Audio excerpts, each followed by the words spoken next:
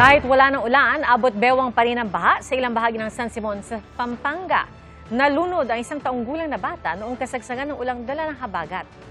Saksi si June Veneracion. Imbis na sasakyan, bangka ang namataan naming lumalabas sa subdivision na ito sa San Simon, Pampanga. Isa ito sa dalawang malaking subdivision sa San Simon na lubog ngayon sa baha. 2 linggo nang lubog sa baha itong subdivision, sabi ng mga residente. Ngayon lang sila nakaranas ng ganito kataas na pagbaha sa mga nakalipas na taon. Kaya yung mga residente dito, dahil sa paulit-ulit na problema ng pagbaha, ay nagpasya ng ibenta yung kanilang mga ari-arian.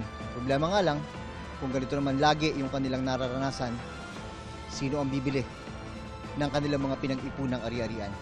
Dati po wala naman pong baha. Nag-start po yan 2023 tapos sunod-sunod na po siya. Tapos ngayon po yung pinakamalalang baha. Nasira na po lahat ng gamit namin.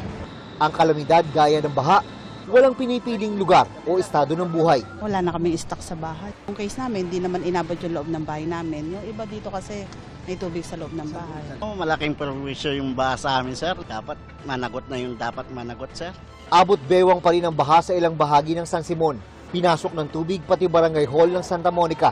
Sa barangay na ito, ipinagluluksa ang isang taong gulang na bata na nalunod sa baha gabi ng August 16.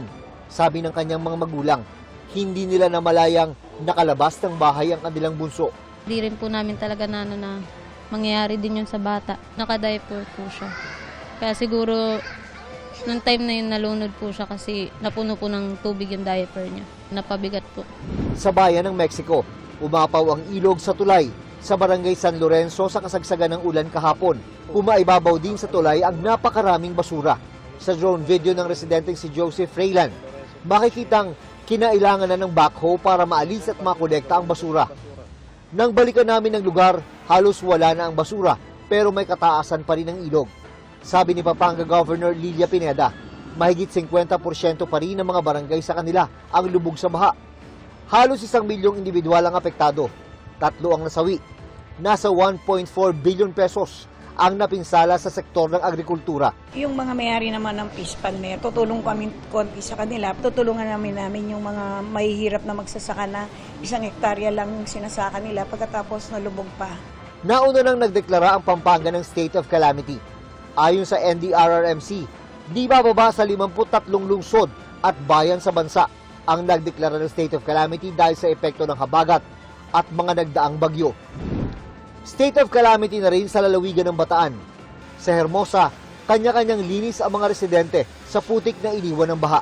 Mga ganyan po yung matatinding burak po na yan. Mahirap po yan eh. Dahil po tumitigas po siya pagka napabayaan agad eh. Sa tala ng provincial government, 8,000 residente ang lumikas dahil sa pagbaha sa 70 barangay sa 8 bayan at lungsod. 2 po ang nasaktan at walang nasawi. Pinag-aaralan ang ipinanukalang 54 kilometers na coastal defense system bilang solusyon sa pagbaha. Magtatayo ng dike, water pumping station, floodgates at water catchment o impounding na pwedeng pag-ibakan ng tubig.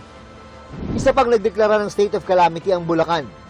Sa Santa Maria, hindi pa rin pinadadaanan ang Makaiban Bridge dahil sa makapal na putik at bahagyang pagkasira. Ako si June Veneracion, ang inyong saksi.